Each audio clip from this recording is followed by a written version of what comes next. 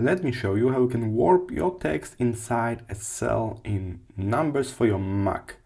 So what you can see here, there are two ways. So in the top way, the text is not warping down, it's simply heading for the next empty cell. But if we type in something here, the text will be cutted like this and we cannot see the whole text.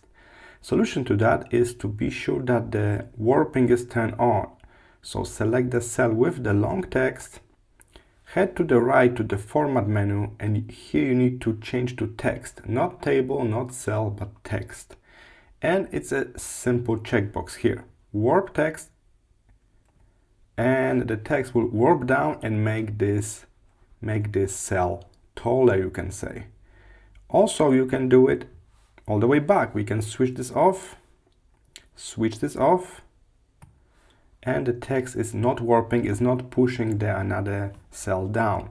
Alternatively, you can try to also make the whole column wider, and this way you can show more text.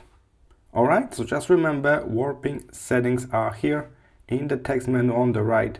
It's a checkbox, turn it on, and in that case, if the cell is too small, it will move the text to another line. I hope this was helpful. See you in the next one.